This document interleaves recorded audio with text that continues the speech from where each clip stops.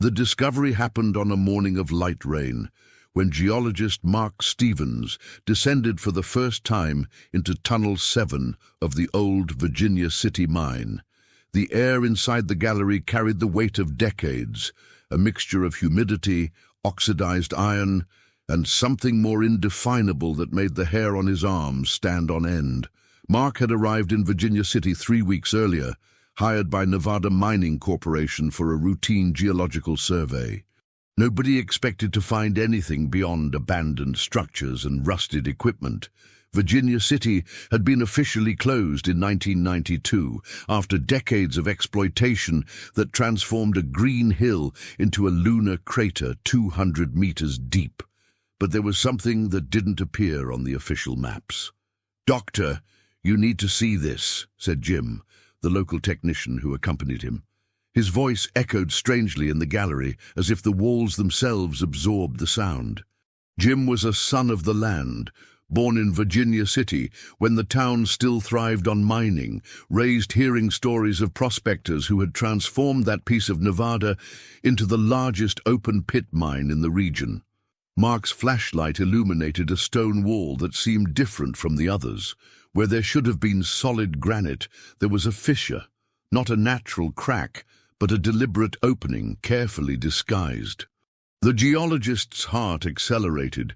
40 years in the profession had taught him to recognize when nature had been altered by human hands. "This isn't in the original project," murmured Mark, consulting the yellowed maps he carried. The technical drawings from 1964 showed a simple network of tunnels, nothing suggesting additional constructions. Jim approached the fissure, running his hand over the rock. "My father worked here in the 60s, he said, his voice loaded with a reverence that mixed pride and melancholy. He always said there were things in Virginia City that the bosses didn't want anyone to know about. The opening was narrow, but a thin man could pass through." Mark hesitated, 52 years old, 2 daughters in college, and a wife who had already lost sleep over his previous expeditions. But scientific curiosity spoke louder. It always did. On the other side of the fissure, they found a room. It wasn't a natural cave or an occasional widening of the gallery. It was a deliberate construction with concrete walls and remnants of electrical installations. The floor was covered by a thin layer of sediments, but it was still possible to see tool marks, footprints fossilized in the damp concrete from decades ago. And in the center of the room, partially buried under debris, there was a metal table. On it, protected by a plastic tarp that had miraculously resisted time, were documents. Mark approached with the care of an archaeologist before a historical find. The first sheet he could decipher was a report dated March 15, 1964, exactly 52 years before that moment. The header bore the seal of Nevada Mining Corporation and a confidentiality stamp he had never seen before. "Project Cerberus, Containment Phase," read the title. Mark's hands trembled slightly as he flipped through the documents. There were lists of names, floor plans of mine sectors that didn't appear on official maps, and reports signed by one chief engineer, Augustus Mitchell. Jim approached, trying to read over the geologist's shoulder. "Doctor, that name Mitchell. I know that surname." "How so?" "My grandmother always talked about an engineer who disappeared here in the 60s. Mitchell, Augustus Mitchell.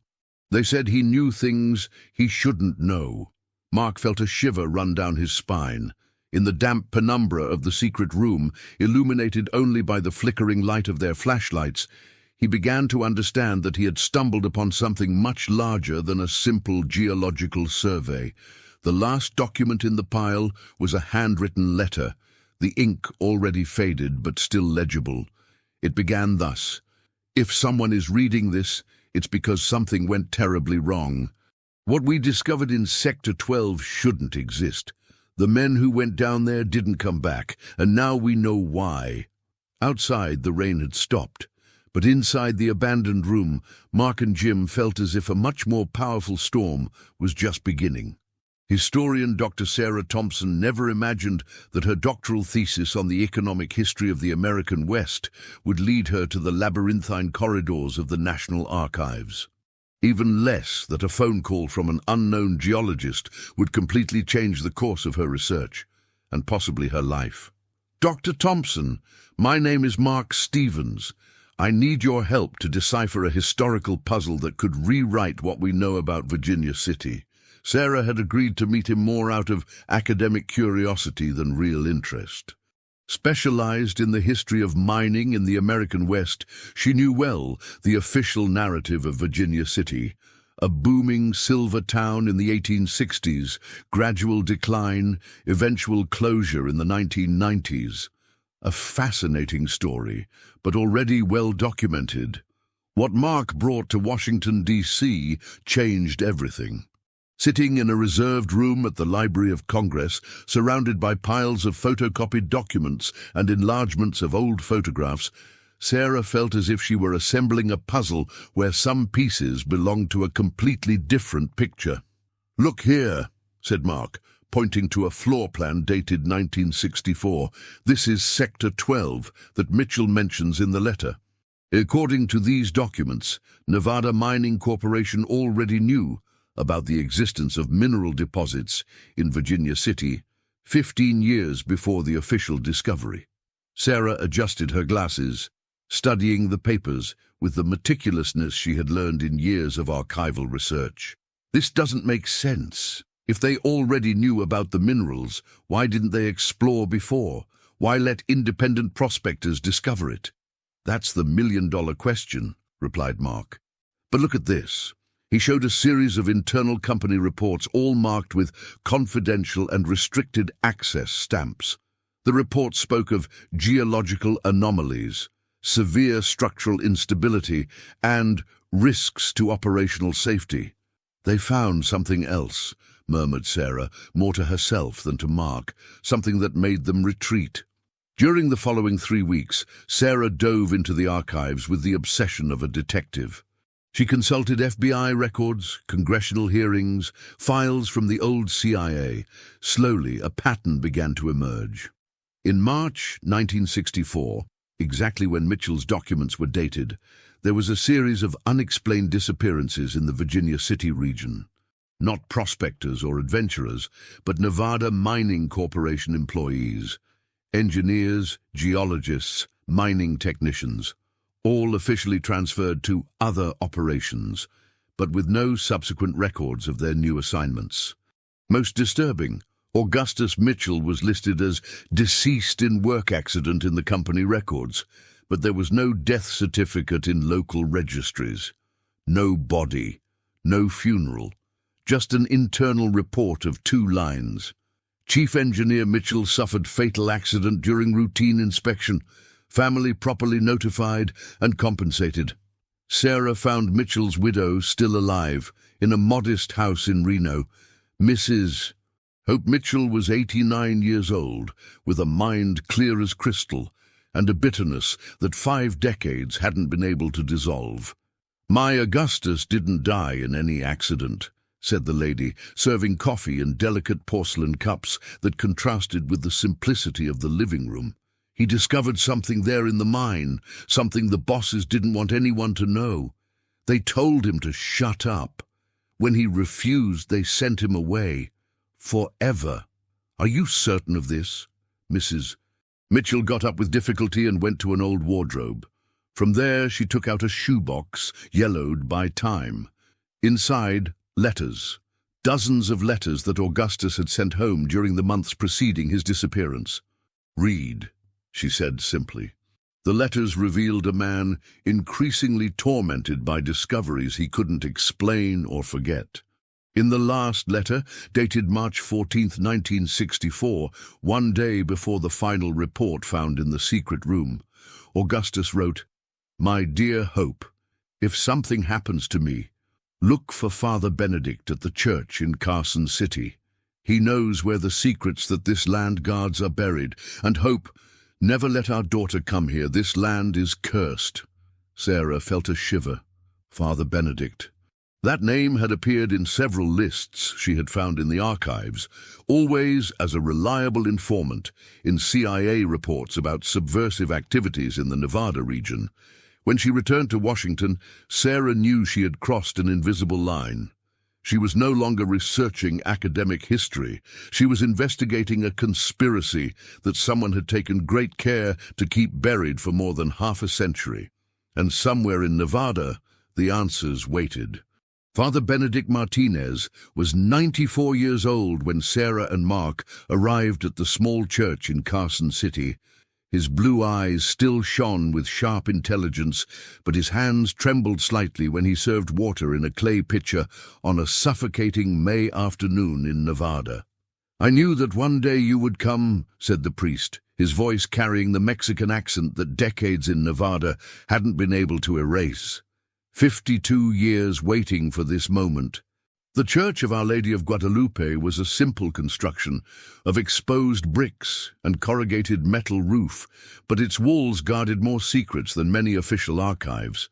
Father Benedict had arrived in the region in 1959, sent by the Diocese of Las Vegas to bring the Word of God to the forgotten of the frontier. What he found was much more complex than sinners needing salvation. "Augustus Mitchell was a tormented man when he first sought me out," began the priest, looking through the open window at the Carson River that ran lazily in the late afternoon. "March 1964.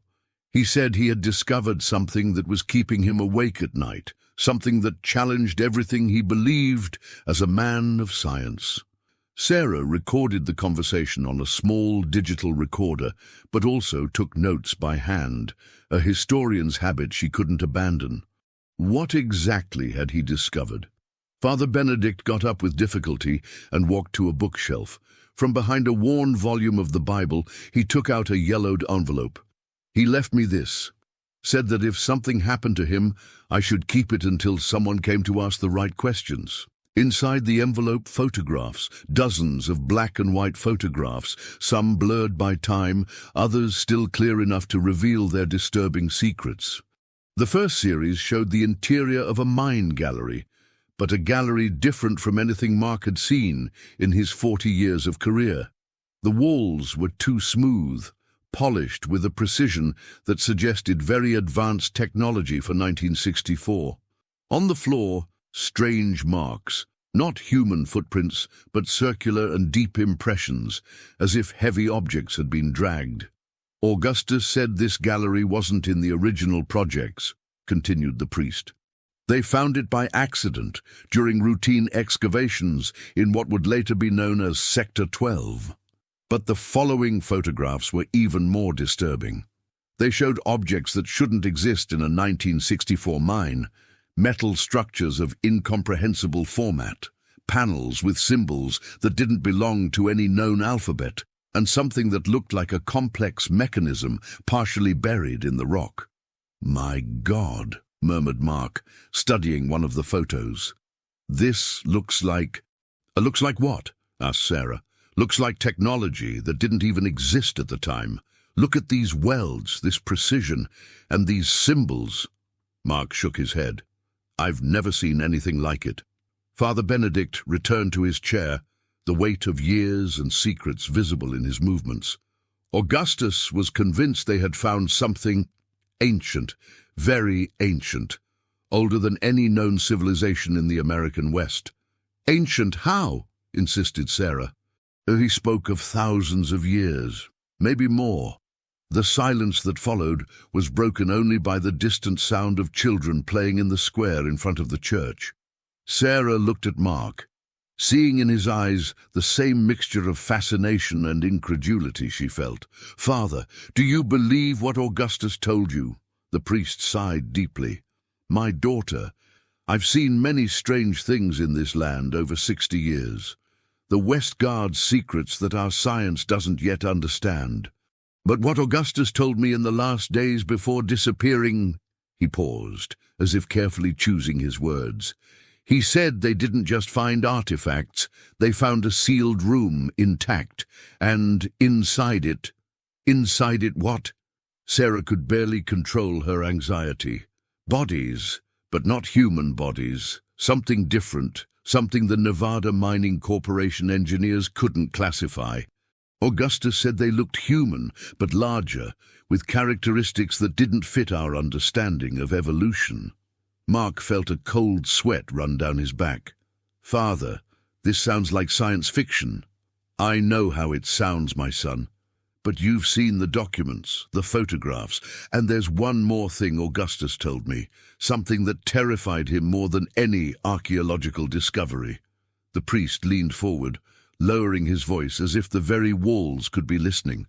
He said that when they opened the sealed room, some of the artifacts began to function, as if they had been waiting, hibernating for thousands of years until someone awakened them. The afternoon had fallen completely when Father Benedict finished his narrative. The photographs were spread over the sacristy table like pieces of an impossible puzzle. Sarah knew she had reached a point of no return in her research. "What happened to the other engineers who were with Augustus?" she asked. "They disappeared, one by one. Accidents, sudden transfers, unexplained deaths. Nevada Mining Corporation made sure to erase any trace of Project Cerberus. And the bodies they found in the sealed room." Father Benedict looked through the window at the Nevada darkness, where only the sound of crickets broke the silence. According to Augustus, the company brought specialists from Washington, people who weren't geologists or archaeologists, people who asked strange questions and carried equipment he had never seen. Military? Possibly, or something worse. Sarah carefully put the photographs back in the envelope. She knew she was carrying more than historical documents. She was carrying evidence of something that could fundamentally change what humanity knew about its own past.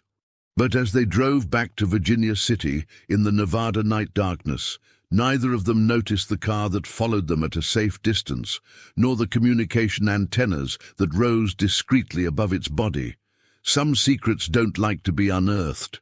The second descent to Tunnel 7 happened in a moonless dawn, when the Nevada mist still covered the abandoned crater of Virginia City like a shroud.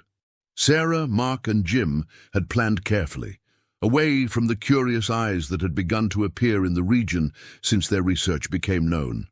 This time, they weren't alone. Dr. Robert Anderson, archaeologist from UCLA and specialist in pre-Columbian civilizations, had agreed to join the expedition after seeing Father Benedict's photographs. At 58 years old, Anderson had the reputation of being one of the few American academics willing to challenge established theories, a characteristic that had cost him some promotions but earned him the respect of true researchers. "If half of what you've documented is true," said Anderson while checking his equipment one last time, "we're about to rewrite the prehistory of North America." The secret room seemed different on the second visit. Maybe it was the professional lighting they had brought, or maybe it was simply the weight of knowledge they now carried. The artifacts photographed by Augustus Mitchell in 1964 were still there, partially buried under decades of sediments, but preserved by the dry atmosphere of the sealed chamber. Anderson worked with the precision of a surgeon, carefully excavating each piece, documenting its original position, cataloging every detail. What they found defied all their expectations. "These metals," murmured the archaeologist, examining a fragment under a high-power magnifying glass. "The alloy is impossible. We don't have technology to produce something like this even today." Sarah filmed everything with a professional camera, creating a detailed record that could be crucial to prove their discoveries. But it was Jim who made the most important discovery. "Dr. Anderson, there's a passage here." Behind a wall of rubble that seemed to have collapsed intentionally, there was a narrow opening. On the other side, a darkness that their flashlights couldn't completely penetrate. "This passage wasn't in Mitchell's photographs," observed Mark. "Because he never got this far," replied Sarah, studying the documents they had brought. "According to his notes, they only explored the first chamber before disappearing. The passage led to a second room, much larger than the first.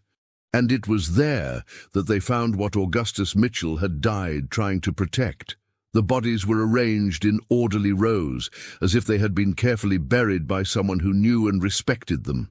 But they weren't human bodies, at least not exactly. "Dear God," whispered Anderson, his voice echoing in the silent chamber. The skeletons were large, much larger than any modern human. 8 feet, maybe 9 feet tall. But it wasn't just the size that made them extraordinary. The bone structure was different. More elongated skulls, broader rib cages, proportionally longer limbs. And there was something more. "Look at this," said Sarah, illuminating one of the skulls with her flashlight. "The shape of the skull. It's as if the brain were much larger than ours." Anderson approached, his hands trembling slightly while examining the bones with reverential care. "The morphology is consistent with hominids, but a lineage that diverged long ago from our evolutionary tree. Maybe hundreds of thousands of years. Or maybe they were never in our evolutionary tree," murmured Mark. Jim, who had remained silent since they entered the second chamber, finally spoke. "My grandfather told stories about the giants of the desert. He said that before the Native Americans, before any people we know, there were others here, others who built cities of stone and knew the secrets of the earth." Sarah filmed everything, but knew that no camera could completely capture the magnitude of what they had found. It wasn't just an archaeological discovery. It was a revelation that questioned everything humanity believed about its origins. But it was in the third chamber that they found something even more disturbing. The final passage was sealed by a metal door, the same impossible metal of the smaller artifacts. But the door wasn't locked. It was waiting. When Mark touched its surface, luminous panels lit up automatically, projecting complex symbols that seemed to respond to human touch. The door mechanism activated with a soft whisper of pressurized air, revealing a technology that shouldn't exist anywhere on Earth, much less buried in Nevada for thousands of years. On the other side of the door, they found a room that looked more like a laboratory. Control panels covered with alien symbols, structures that could be scientific equipment, and in the center, a metal table where something had clearly been dissected and studied long ago. "They were scientists," said Anderson, more to himself than to the others. "Whoever they were, they studied other life forms." Sarah approached the central table and felt her blood freeze. On the metal, engraved with surgical precision, was an anatomical diagram, a diagram she immediately recognized. It was a human body, a modern Homo sapiens, with all its proportions and characteristics. But the diagram was dated, not in numbers they could recognize, but with symbols that clearly indicated an era much earlier than the emergence of modern humanity. "They knew us," whispered Sarah. "Whoever they were, they knew we would exist, long before we existed." Jim approached another panel, where luminous symbols pulsed in hypnotic sequences.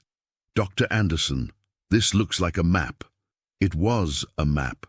A three-dimensional map of Earth, but a different Earth, with continents in slightly different positions, oceans with different shapes, and marking specific points around the globe, symbols identical to those they had found in the first chamber. "There are other places like this," realized Mark, "other installations, other sealed chambers." Sarah quickly counted the symbols on the map. 17 marked locations. 17 points around the world where this lost civilization had left its footprints, and one of the symbols, she recognized by the coordinates, marked exactly where they were. Virginia City. That's when they heard the noises. They didn't come from the chambers they had explored, but from above, from the surface. Vehicle engines, human voices, the unmistakable sound of equipment being unloaded. "Someone knows we're here," said Jim, his voice tense. Mark ran to the entrance of the third chamber and peered through the passage. Powerful lights descended through the main tunnel, not exploration flashlights, but professional military equipment. "We have to get out, now." But while hastily collecting their equipment and documents, Sarah made a decision that would change everything. Secretly, she copied some of the symbols from the luminous panels to her notebook, quickly photographed the three-dimensional map, and discreetly kept a small metal artifact she had found near the central table. When they emerged from the tunnel through the secondary exit that Jim knew, a legacy from his youth years, exploring the abandoned galleries, the area around the main entrance swarmed with activity. Military vehicles, uniformed men, scientific equipment that Sarah recognized as much more advanced than anything available to university researchers.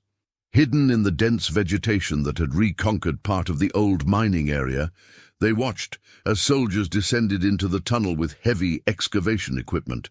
"Who are they?" whispered Anderson. "The same people who made Augustus Mitchell disappear 52 years ago," replied Sarah. And at that moment, watching the military operation that had clearly been planned for a long time, she understood the terrible truth. They had never discovered the secret room by accident. Someone had allowed them to discover it. Someone who had waited more than 5 decades for the right technology and the right people to meet at the right moment. The question that terrified her was, why? As they silently moved away in the Nevada darkness, Sarah clutched in her hand the small artifact she had taken from the third chamber. The metal was warm, pulsing with a subtle energy that seemed synchronized with her own heartbeat. Behind them, Virginia City guarded its secrets once more.